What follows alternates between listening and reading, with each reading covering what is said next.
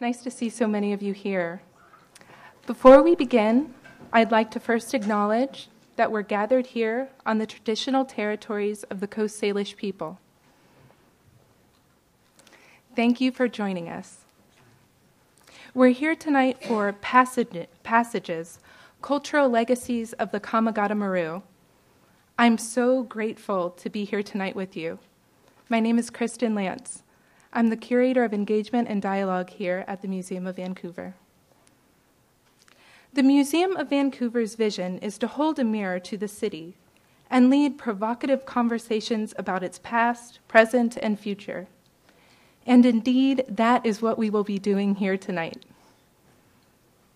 We've assembled here at the location of Unmoored, Vancouver's Voyage of the Komagata Maru exhibition.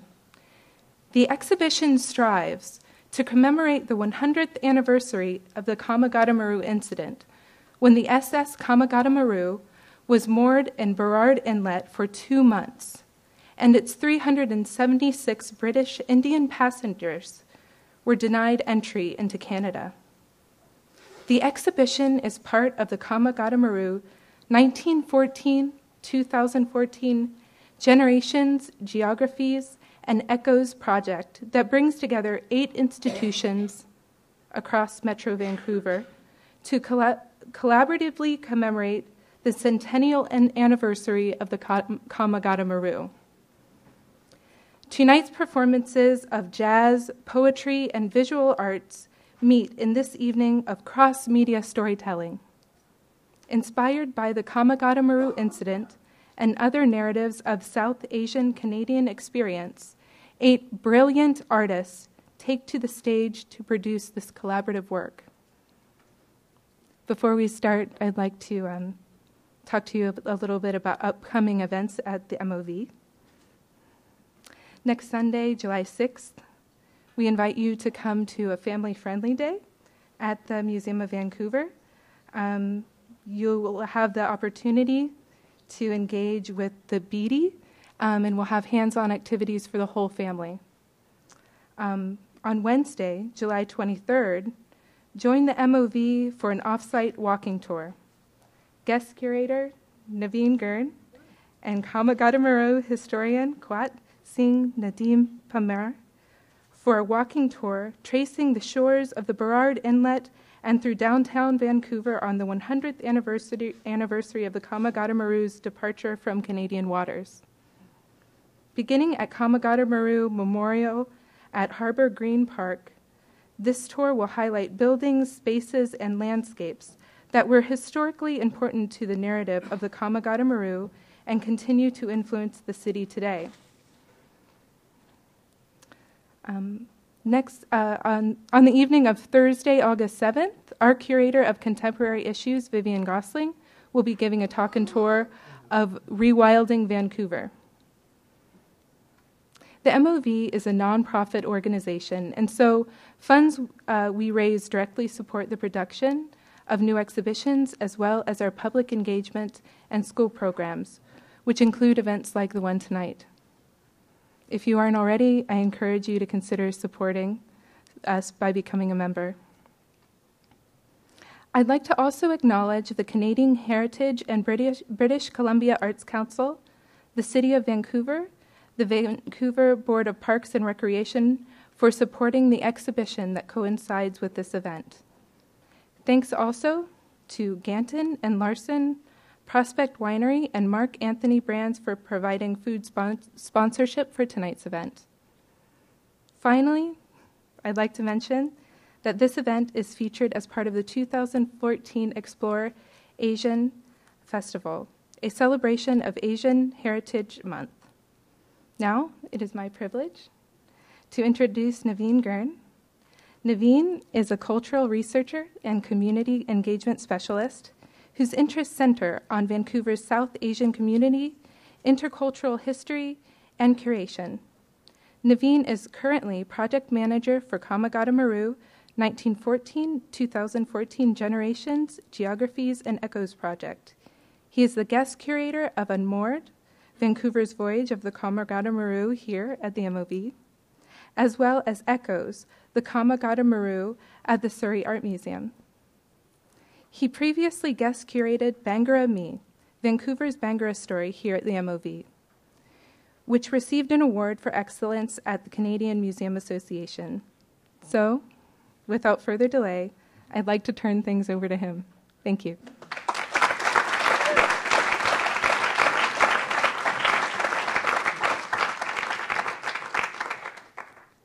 Thank you so much, Kristen, and thank you so much, everyone, to all of you for coming here this beautiful Sunday evening to share your time with us tonight. I want to again acknowledge that we are on unceded First Nations territory of the Squamish, the Tsleil-Waututh, and the Musqueam peoples. There is a word in Punjabi that only exists here in British Columbia in reference to the First Nations people, and the word is taike. And this word doesn't exist in reference in that way in Toronto, in Winnipeg, or anywhere else. And the word means your elder brother's descendant. So in a sense, your father's elder brother's descendant. So in that sense, the connection is of one of cousins. The connection is one of a shared history. And that word goes back to the very origins of the city of Vancouver. And it gets lost through migration, but exists in oral history. And I want to pay homage to that in our ancestors as well.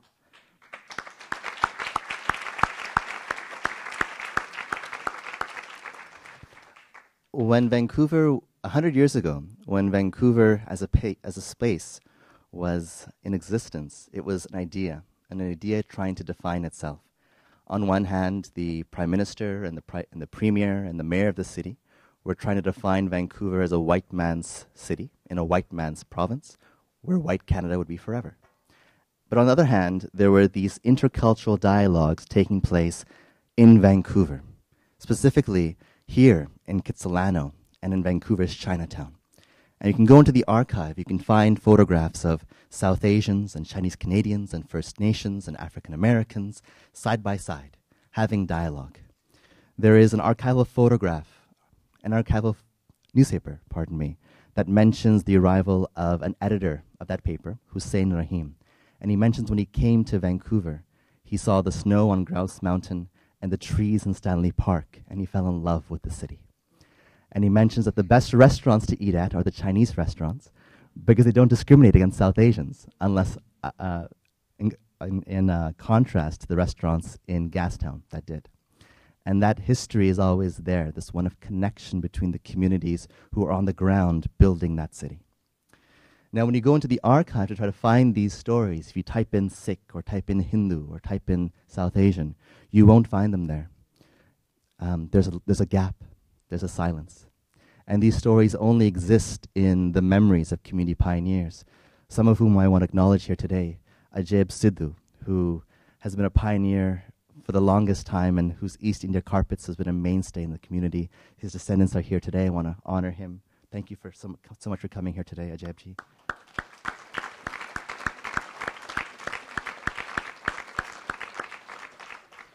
And other pioneers who couldn't be with us. Mr. Jack Uppal comes to mind. He passed away in May. And Jack Uppal was one of those pioneers whose story is so intertwined with the South Asian community.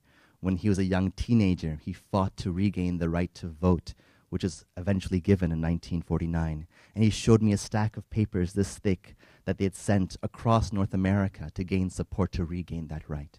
He was involved in the labor movement, the immigration movement, the changes to the Immigration Act. And to lose him in May, in the anniversary month of the Komagata Maru, was a great loss to us. But at the same time, it was a celebration of all that he had achieved and how we move forward as a community. I also want to thank, in a sense, let me frame this story tonight. Passages at the Museum of Vancouver is an attempt to fill in those gaps in the archive. We have with us, again, as mentioned, 8 brilliant artists. There aren't any adjectives enough to describe how wonderful these artists are. The Neelamjit Dhillon Quartet. Neil, who has been a mainstay in the community, well-versed, of course, in the South Asian and the Asian tradition of music, but doing his PhD in California in jazz music, has been an amazing resource. And the production he's created along with his team is an improvisational piece, but also a structured piece on the history of the Komagata Maru. And in some moments, you'll be able to deconstruct songs that he has reconstructed together. Some Sikh hymns, some folk songs, and others that are brought together in new ways and new formulations. Renee Saklikar, who is an inspiration to not just me, but to many members in the community. Her book, Children of Air India, is, in a sense, a wonderful documentation of that important story that took place in Vancouver and in Canada that affects us till today. I had the privilege of hosting Renee's book launch, and in that sense, I mentioned that her text, Children of Air India, although being a collection of poetry, should be read hand in hand with the Air India report, because it deconstructs that report and repopulates it with stories of personal narratives and stories of emotion and personal trauma. And it's beautiful in that sense. So thank you, and we'll feel honored to be sharing that story with us today. Priscila Uppal, who's come all the way from Toronto. She flew here, her arms are tired. Sorry, bad joke. Priscila Uppal, whose work on history and memory and personal memory in particular has been so influential to formulating the story, and to Phinder Dulai, whose new poetry book on the Komagata Maru is scheduled to come out this fall. It is our honor to have you finish that in time for the anniversary, but also it is our honor to have you share those stories with us today. These 8 amazing artists are joined visually by Orijit Sen, who's come from India. And for those of you who don't know, Orijit has created the world's largest mural, a 7-story tall mural at the Sikh Heritage Museum in Anandpur Sahib in Punjab, which documents the life of Punjabis and Sikh history, and everyday life and monumental life and epic life as well, from folk tales to the personal stories. And this is on display right now at W2 in a shrunken down version, so you can take a look at it. And Orijit is also going around town documenting the story of the Punjabi Sikh community in BC to add to that narrative and keep the story going forward. We had the pleasure to go to Abbotsford, and we picked blueberries together. We weren't allowed to leave till we picked a bucket of blueberries. But Orijit will also be showing some new pieces that he's been working on regarding the Komagata Maru story, interspersed, so archival photographs overlaid with images of Punjab. So it'll be a pleasure to see those for the very first time. Thank you so much to all of you for joining us here today, this evening.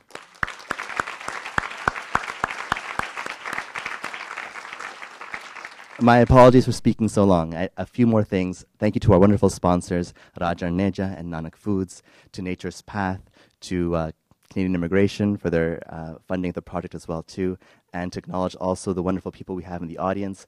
A couple of key people, Mr. Isola and the Indian Consulate, Adrian Dix, who's been a great supporter of the Komagata Maru for many months and for many years, and to many others. My apologies to not mention you all. I started off speaking about this idea of the silence and the gaps. And one of the themes that I found that goes through the Indian Summer Festival that I want to leave you with is this idea of truth. When we go to the archive, when we come to a museum, when we go to a library, we assume that those places have some truth. They have the right answer, the authentic answer. And what we find is that there's only so far the archive can go in filling in that story. And then what do? And I think these artists have done an amazing job in showing that once you go beyond not knowing, how do you live in that world? You know, where there's surveillance, where there's drones, where there's people trying to find out as much knowledge as possible. How do you live in that gray area? And I think these artists have done an amazing job in showcasing how we live in faith, how we use imagination, and how we build the archive through storytelling. And I'm just so honored to have you all here today. So, thank you so much.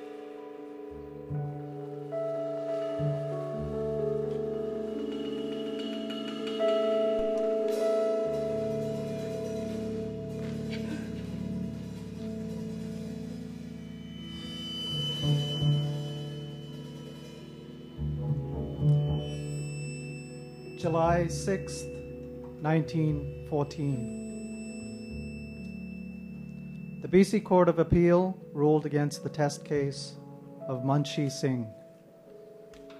The ruling removed the judicial role in rescinding the provisions of the Immigration Act of 1908 and the orders in council for the possession of $200. The ruling saw the beginning of the removal of the SS Komagata Maru, and it was a return that would be filled with tragedy as the ship returned to Budge, India. In the collection of poems that I write around the ship, I try to explore the ship as a metaphor. So I've taken the ship as a whole and over a period of time, over a 26-year period. As a ship, it was also known as the SS Stubenhoek, the SS Sicilia. And it was the ship that brought so many migrants from Europe to Ellis Island, to Montreal, to Halifax. So many migrants that were able to leave the ship, build lives, create communities, create families.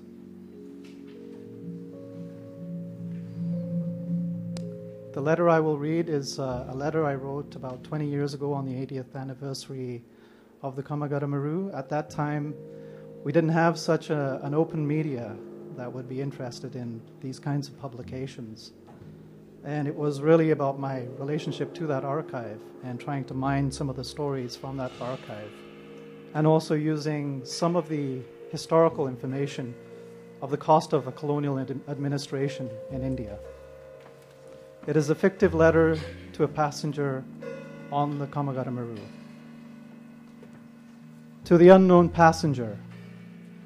When you arrive in the early hours of the morning, you will not see the gray-green sheath of the Georgia Strait.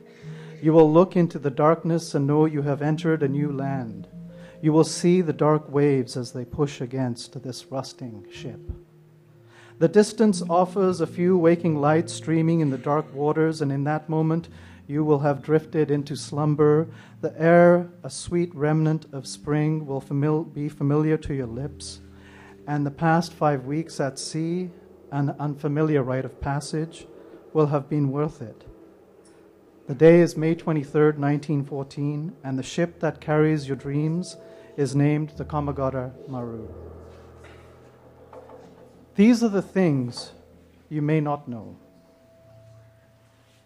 You will not know the extent of the impoverishment that the drain on your country cost your home £1 billion over a 50-year period, or that during that time 19 million people died of famine in India, while paying England's debt at about £244 million sterling, with an annual increase, or at least was 244 million, plus another 175 million that was drained away every year without a penny's return. Awful poverty caused by the largest foreign tribute ever seen. Your tribute was not just for the British, it was also for the Indian Darbars, who also squandered your working and your relationship to the land.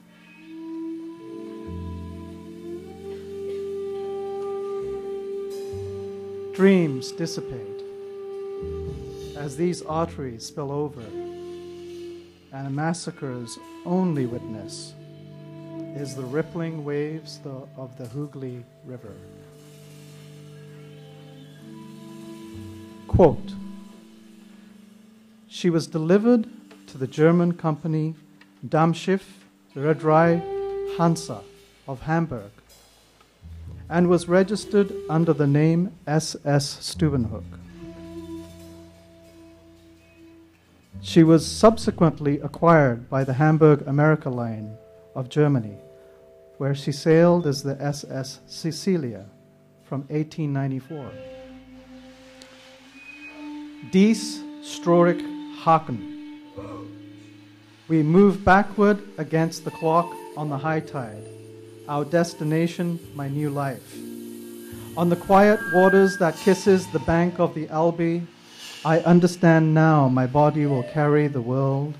The river swallows me whole into commerce. We arrive as the day passes into evening, the port city's hand before me, a sepal of fingers close in as my guide threads me through this bulbous foci of business, waterways thick with human capital. The port opens up to me, the wharf and each berth a perfection of design. My body slowly eases into my transient home, my nautical journey just now beginning. Those looking for respite will be my friend. I will carry each burden for tomorrow and the days after.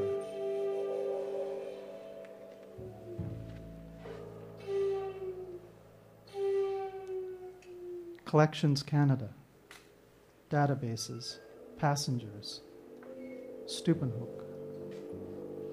10 anonymous journeys. Coal clouds and gulls hang steady in the wind. Songs, scuffles, shuffles, screams, receipts, paper ways of mean. Dream arteries surge seaward, pistons beat, engines screech, a cacophonous wind thunders. Barnacled black hulls slice and sluice out through the streaming Scheldt from Antwerp. The port delivers the coal and the cargo. Erosions ripple over memory, slip the border, lost in the rip of tide. They feed the loss. My body brims and bleeds into the thick air against the Atlantic. Sisters, brothers, cousins, great ancestors pass in quiet. Masters Schmidt and Thieles eye the violence in the waters. The flap-clap wind shifts pattern, the deep distance, the long droning notes of my lungs. We curl into the confluence of the Labrador. Breaking through contrarian waves, my hulled hands crash against the tide. To the unloved, I will offer a part of me, in hope my wards will be made complete for another life, while my indentured life escapes me. Admire me then. Do so when this beauty subsides, when my name changes, when my name ages. Do so when I transmute, shift my name, and become the SS Komagata Maru. Bracket. Rusted tin box found snagged at the end of the Wakanai North Sea Wall, Hokkaido, Japan, 1995. Archival note, number KM file 10038 HKS 95, contents revealed, item inside the box, sealed letter, opened and entered as record. For tomorrow then, and the days after. To my friend Ellis. My name is Cecilia. You called me Savior once. Ellis, my friend, you have a rotund capacity for irony. You are kind enough to remember me from before. Sometimes you listen to my weariness. If you were to ask me the question who they were, I will tell you clearly then who they were. They were Russians and Ukrainian families swathed in scarves, patriarchs with stiff straw hats and hard eyes, families escaping the unspoken pogroms, losing their old names, solitary Greek and Italian boymen, ready-made laborers walking into tomorrow's progress in the corner of a New York minute, anchorless, unknown citations misidentified, women, men, and other, always an invitation to invention and lineage. Young women, eyes glistening against the spectacle of arrival, departure, and arrival. The emptied out lives of the recently widowed and orphaned, one remaining family member leaving behind graves and grave names with no bodies, while deep in the hills the moldering ash marks a dead disease. Whole reconstructed families find the dark hull of the last sanctuary, rusted and ready, homes on stone pavements, smoking walls of Marsovan, evacuated homes, the dust print towards the desert, the trek that conjured up dreams of bayonets, axes, and execution, names removed from lives, silence brought to lips, an erasure of neighborhoods during the summer heat. Each loved survivor arrived in Havre, Samsun, Smyrna, stepped into my body, papers full with fiction and fact. Names true and less true, anonymous and deceased ones now with new life. And those who survived, the Agopians, Fernagians, Malhassians, Mardikians, Kulian, a manifest ship laden with fact, fiction, and forgetting, one or more, lost, driven, seeking solace of an emptied mind, tear ducts swollen, salt water for the journey. An arrival at the center, many replied, Nothnich, Nothnichity, blank, gained amnesia, disembarked into the future. 34,124. The redness of things, 6 hands with scarlet fingers, dusk, shapeshifts turning crimson at night. A martyr chooses the dark path to the gallows, sanguinary and precise. The horizon steeped in a rust-filled sunset seeps into quiet waters. Today will be yesterday, and the world will be tomorrow, and the future unfolds without my hand. The hull now dusted with an orange swath of pocked skin, scab flakes trailing in the cliffed ridges of the after wave.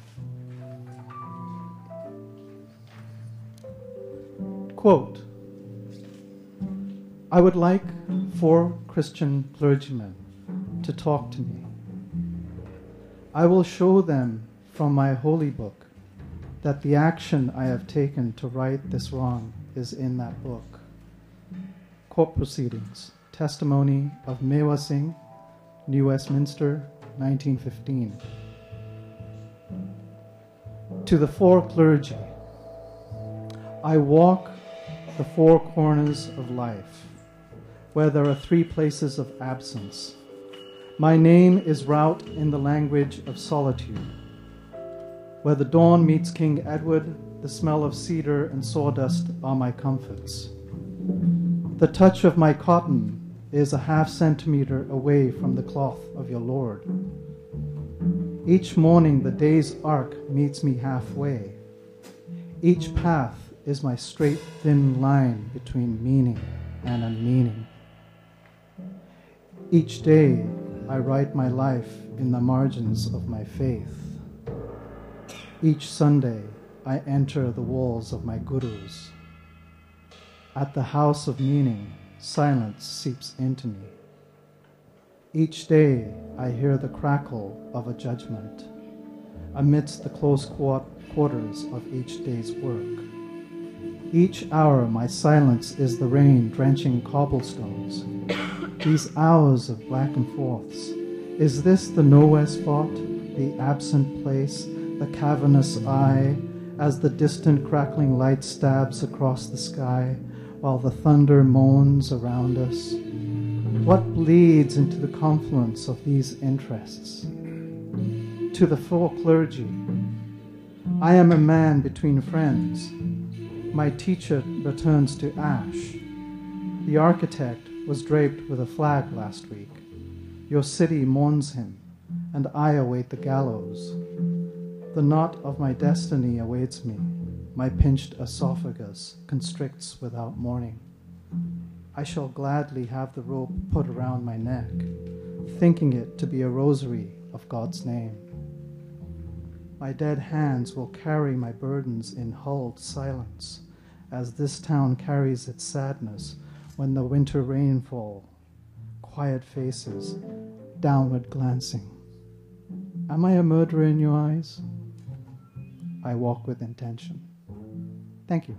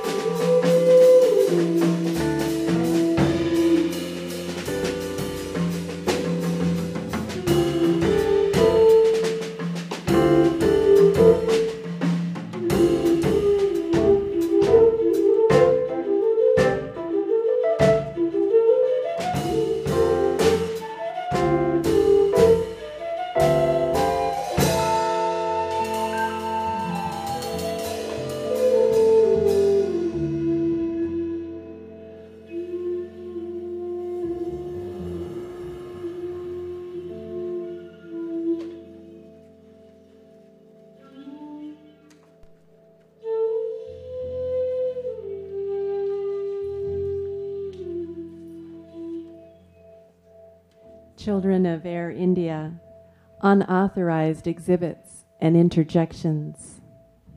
It's a sequence of elegies, a book-length poem, How to Commune with the Dead with History. June 23rd, 1985. An airplane explodes off the coast of Ireland. Everyone on board dies. That's 329 passengers and crew, including my aunt and uncle, including 82 children under the age of 13, almost all of whom were Canadian citizens. It took me 5 years to write the book, and often the hours would find me with family letters, witness testimony, government reports, court transcripts. And through that experience of being in the archive, I learned with surprise and horror that the bomb makers chose to detonate and test their devices in the woods outside Duncan on Vancouver Island. And the more I paged through all these documents, this phrase would arise again and again, in the woods outside Duncan, in the woods outside Duncan. It was like a beacon leading me to a site visit with my husband about 2 years before the book became a book. And when I think back now on that time, the time and the place become more sacred.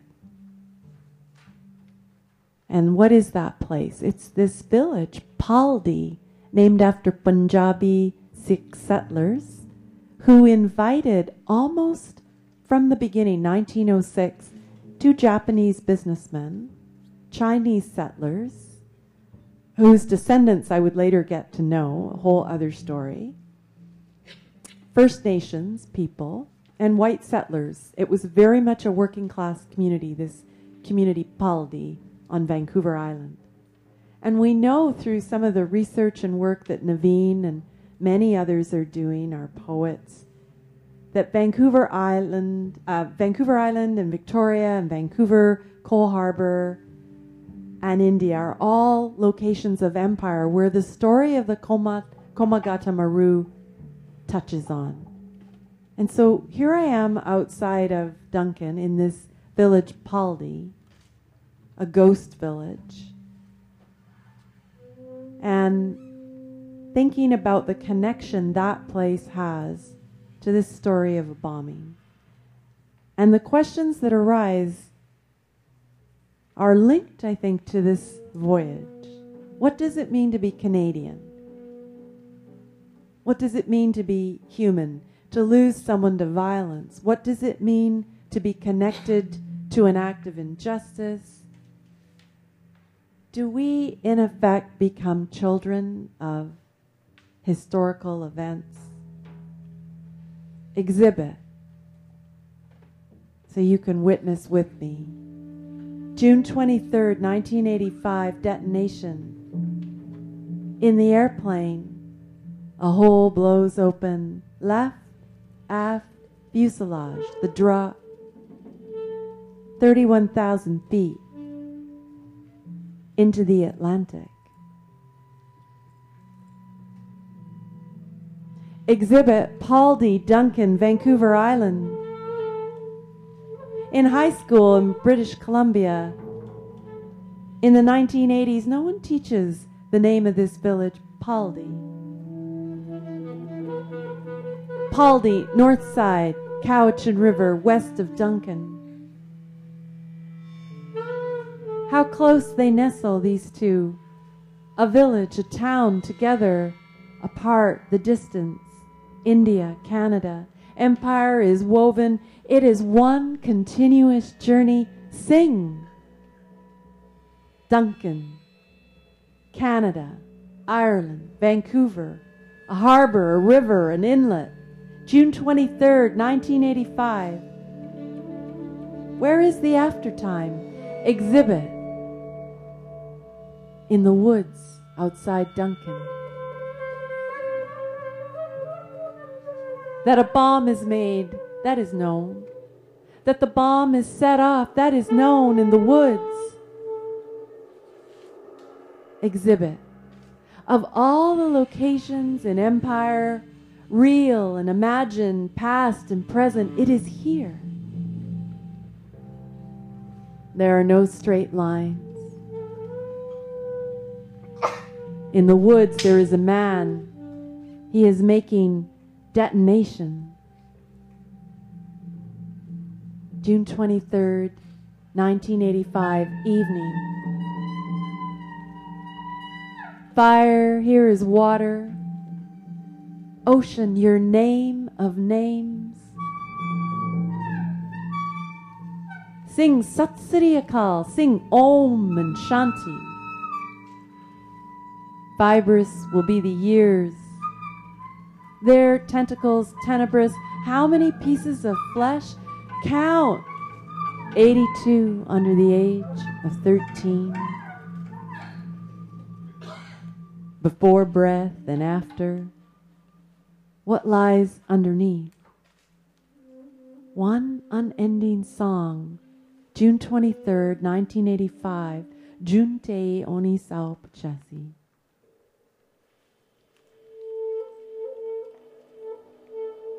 The future unheard, a singing tale.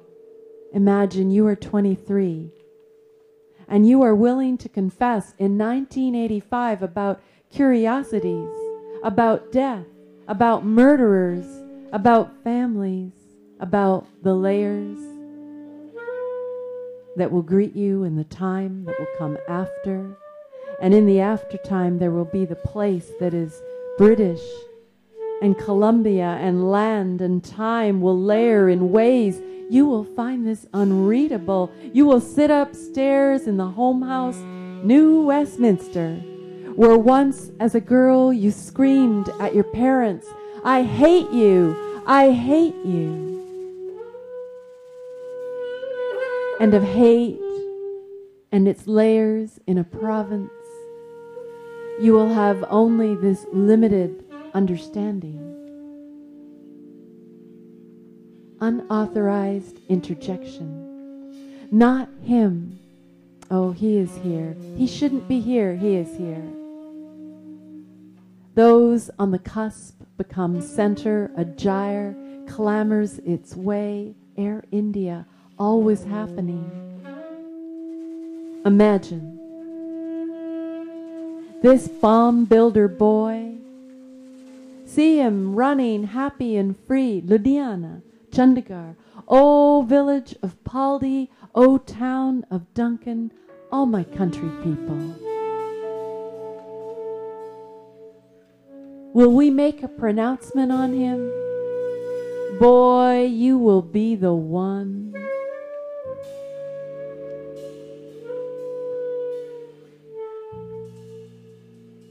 Exhibit number 1. She boards the plane, Indo-Canadian, this hybrid condition grown into her bones. Situation, first solo journey, baggage left behind, sister, age 11. She is your queen, shimmering 15-year-old you love, hate, love the night before, Air India, flight 182, bad dreams. Propel, there you are.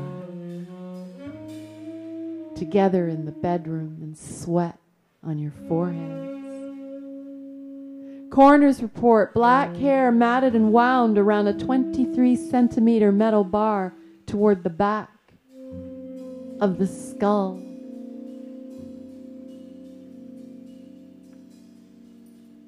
CANADA in the aftertime. Always there is also the before. June 23rd, 1985, punctured, probed, embedded, sediments, other people's stories twist, a body of provinces, a river, a harbor, an inlet, each story bit, laceration, incident as saga, saga as tragedy, blast and counterblast. Air India Flight 182, a toxin? Alloy, maybe, mixed suffering. Name the Ukraine, find the Doukhobors, ferret out head taxes. Also, Cambodia, Ireland, the bombing of Britain, Guernica, Dresden, Gaza, Afghanistan, Khmer, Ararat, all such entries in any list incomplete. Auschwitz. Each name releases vibrations. Komagata Maru.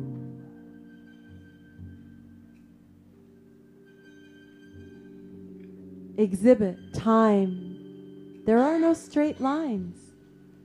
Time loads up incident. Piney scented the woods. Where is the past also present? We never speak of it.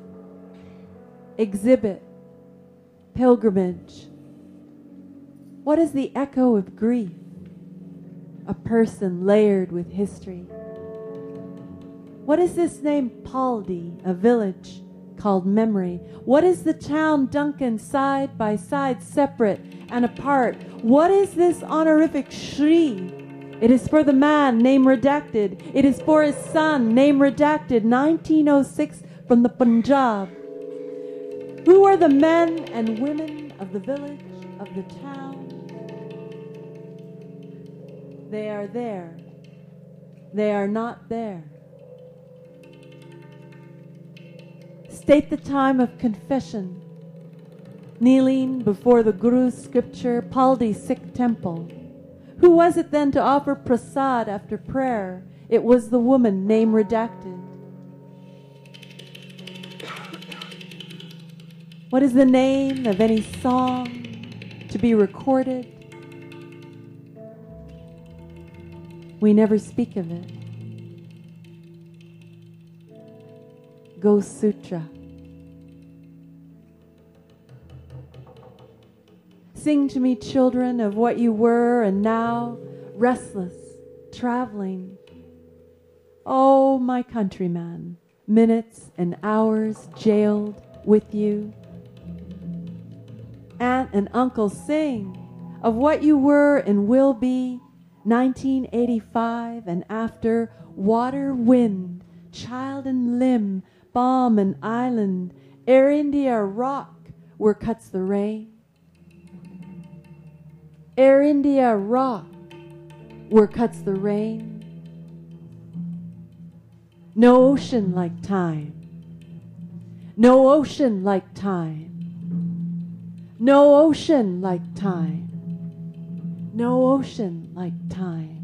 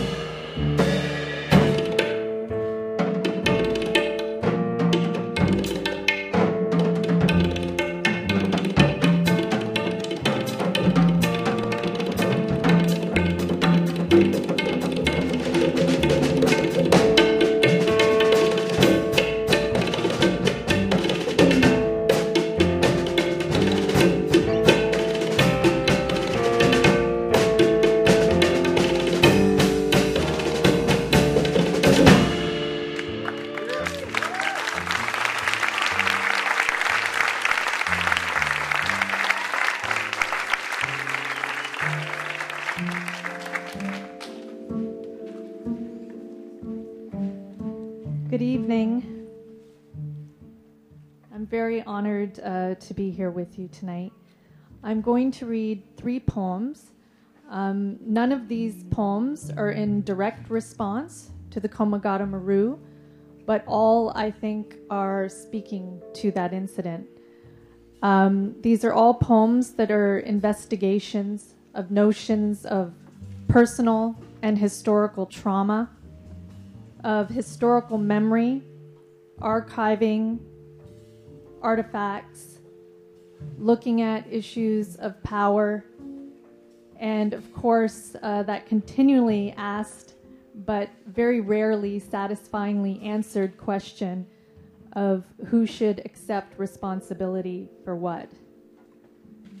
So this first poem came out of me imagining a bureaucrat who would have to take us from one century into the next century, and how they were going to do that and attempt to cover up what happened in the previous century. It's called Sorry, I Forgot to Clean Up After Myself. Sorry, sirs and madams, I forgot to clean up after myself, after the unfortunate incidents of the previous century. How embarrassing, my apologies.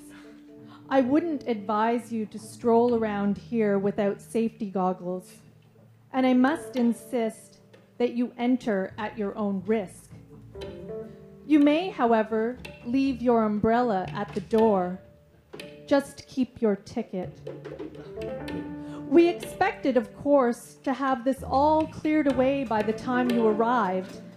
The goal was to present you with blue and green screens and whitewashed counters. Unforeseen expenses. Red tape. It's so hard to find good help these days. But alas, excuses. Perhaps you will appreciate the difficulties I've faced in providing you a clean slate. If you step into a hole, sirs and madams, accept the loss of a shoe or two. Stay the course. Progress is the mother of invention. Here, take my hand. Yes, that's right. You can return it on the way back.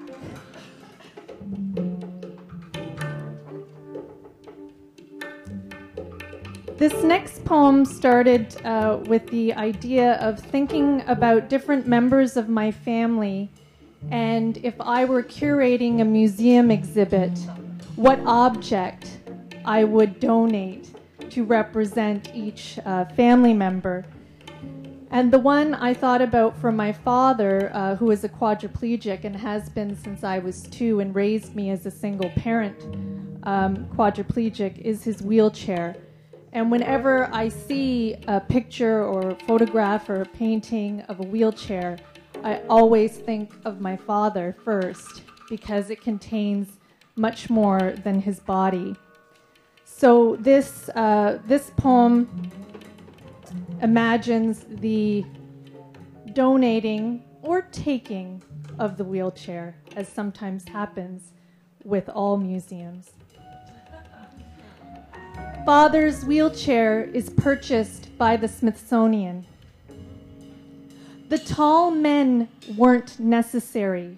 We all said so. Nominated by the triumvirate keepers of historical destiny, my father acquiesced the artifact with little fuss. When they hoisted him up, he made only a slight whimper, the kind of noise that should be blamed upon reflex rather than resistance, and his eyeglasses fell to the floor from the force of gravity. My father is cooperative. All his papers are in order, and he would have been happy to donate the chair to the authorities. No deal was necessary. Not that we destroyed the documents. On the contrary, we kept them. My father's sheets are stuffed with duplicates. Without the vehicle, and since our arms are easily exhausted, he spends much more time in bed than he used to. but old habits die hard. Every spoon needs a fork, every sun needs a moon. Poor wheelchair, he cries, you're empty without me. It is truly debatable what you should or should not have taken that day. The deal we struck was for the wheelchair and the wheelchair only, as the object which most represented my father in his time. Every day, other things go missing. First his shirts, then socks, then teeth. I can't wait for the exhibit to open. They keep promising soon, soon. So all of us who love him can climb up on his chair again. So my brother can go back to patrolling the neighborhood. So my mother can resume that nasty business of having children.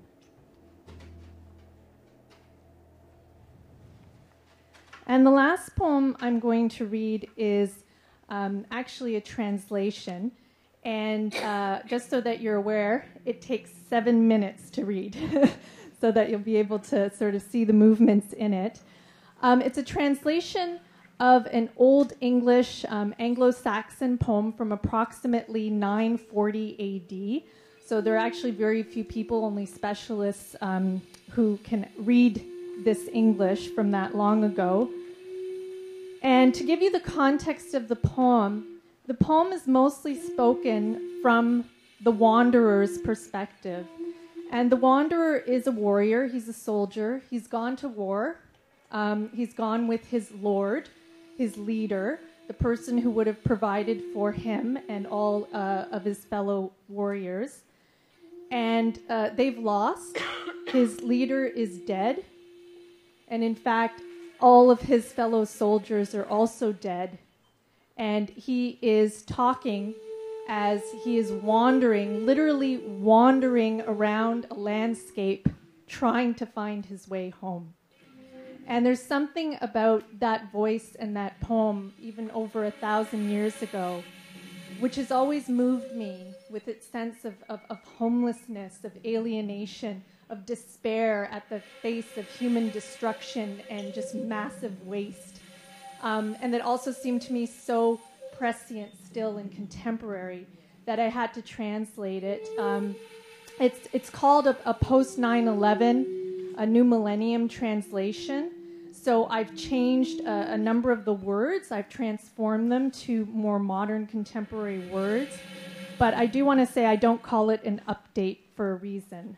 I don't think it's progress. I think that it was very easy to find those correspondences. And there is a narrator who talks at the beginning and the end of the poem, but most of it is from the Wanderer. So I'm just going to give you a quote when he starts and a quote when he finishes, so you know. The Wanderer, a new millennium translation. The individual always waits for prosperity, for favors of state, although he is troubled at heart, and monitors the ice-cold waters with bare hands, and surfs the tangled airwaves, the path of an interloper. The state is relentless. So the wanderer says, traumatized by hardships, the cruelties of crossfires, the deaths of once dear neighbors. I wake alone each and every morning. No one lives here anymore.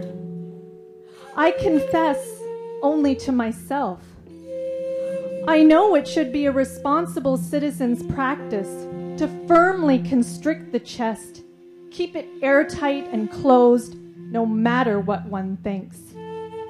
For cynical minds cannot withstand the state or help protect unstable consciences. Eager for glories, these troubled minds must remain sane. So I should command my own head, depressed and doped, worried and wanting, deprived of my country, far from my people. It's been years since we buried our leader in the soil's zero. And I've traveled, spent and saggy, misguided as the wind, seeking someone who will take me in, bring me back to some vibrant place, the city squares, where I might find news. Someone might remember the old name of my country, my people, offer me a room, a meal, remind me what these things used to mean. For those who want to put themselves in my shoes, an individual without compatriots, know that the path of an interloper is no path at all. It is dirty money, frozen faces, far, far from human luxury. For those who want to put themselves in my shoes, think about the costs. Who pays the bill? For those who want to put themselves in my shoes, know that you must deny all the intellectual's warnings for our time. Know that drugs and sleep steer the individual's will. In his mind, he lies still in his lover's arms, on top of the world, his nation's flag resting on his gun as before. But then one wakes, a leaderless man, who sees before him the shallow waves, the pigeons wandering, gray feathers tarnishing, rain, sleet, snow, and hail. Then the fat belly, sore from stealing and concealing, is suddenly silent as the mind passes back through memory, where old friends are greeted genuinely and eagerly, and there is time for everything. But they drift out of reach. They drown. Pigeons sing the same damn songs. Despair hijacks the anxious beaten heart. So it's baffling, it's uncouth, but my heart is still here. It hasn't disappeared. When I think of all my old neighbors, how they slip through the cracks, or those young, brash, misinformed soldiers. This is life then. Every day declines and falls, and no one knows a thing who hasn't lived through his share of governments. To survive, you must be patient, must keep your plans secret, trust no one, know when to press the button and when to head underground. Do not fear. Do not take so much so that others notice. Do not act too cocky before you've assessed all the players. A winner waits before claiming victory to predict exactly how the populace will act, must thoroughly understand how disastrous it will be when all the world's resources are wasted, when all the world's towers blown to bits, all the bays bombed, and in every civic hall and private home, all the people lie dead. We die stupid and scared at the wall. And war destroys everyone, carries each nation back to the past in a bird's beak over turbulent waters. The bald eagle claws the once innocent child fugitive in a grave. Yes, we destroyed this city. We destroyed laughter. We destroyed tears. So long, suckers. So long. And you who put yourself in these shoes, think hard about this. No one grows old anymore. Who can remember how this slaughter started? No one asks, where have all the houses gone? Where have all the youth gone? Where have all the gods gone? Who enjoys this night's feast? Who sits pretty in the hall? Oh, fucking bastard. Oh, fucking shit. Go fuck yourself and your fucking freedom. Times haven't changed under the cover of your new night. Nothing new exists. Nothing. On the border stand our old allies, captive by fantastic fireworks in the skies. There they go now. Poof. What's left but ash? What's left but weapons and greed and the glorious state? What's left but videos and cell phones and eternal terror? What's left for soldiers but suicide?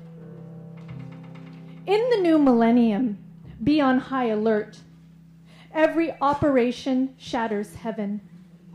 This is no place for friends. This is no place for leaders. This is no place for bodies. This is no place for man. Our ownership papers are forged.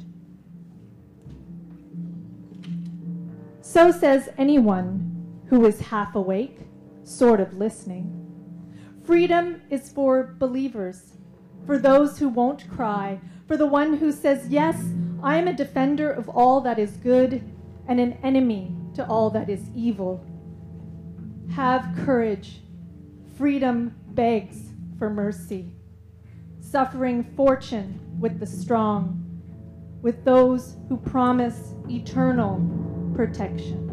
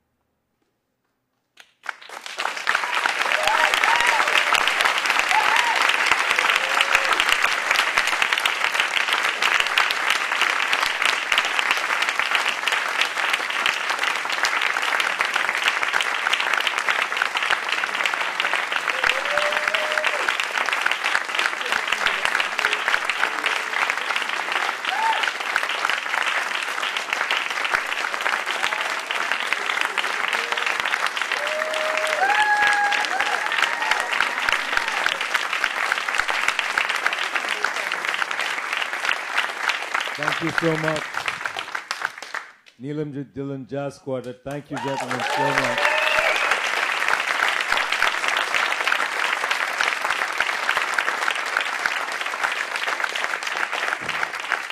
Phinder Dulai, Renee, Saklikar, Priscila, Uppal, Orijit Sen.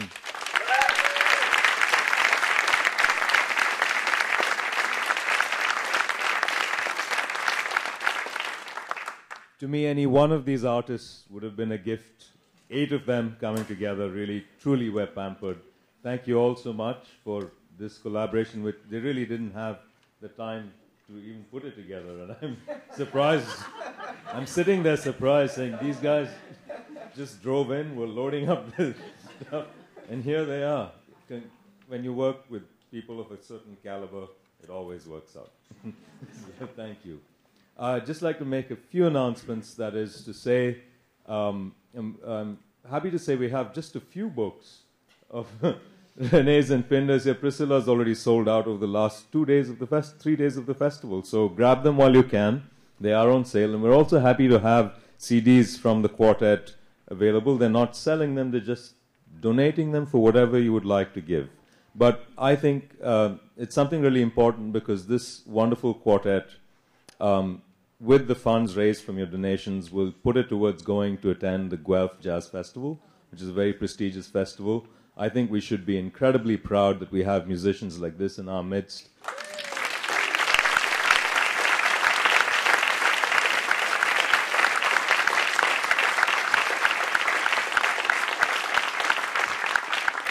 I'd urge you to help us get them outside of our region and be proud of what they do. So, you know, whatever you can give, whether it's 5 or 2,000.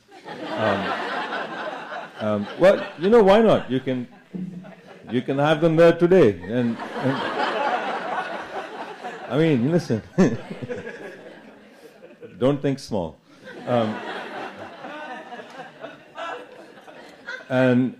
But please do that. And we're going to go upstairs. I'd really like to thank Raja Neja and Nanak Foods for laying out a spread that we can all enjoy.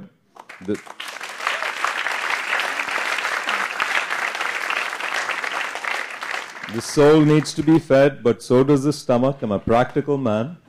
And so please join us. You get some time to talk to all these wonderful artists upstairs. There's complimentary food. There's a cash bar. Please stay for conversation. Thank you all for coming, and I hope to see you at other Indian summer events as well. Wonderful evening. Thank you so much again.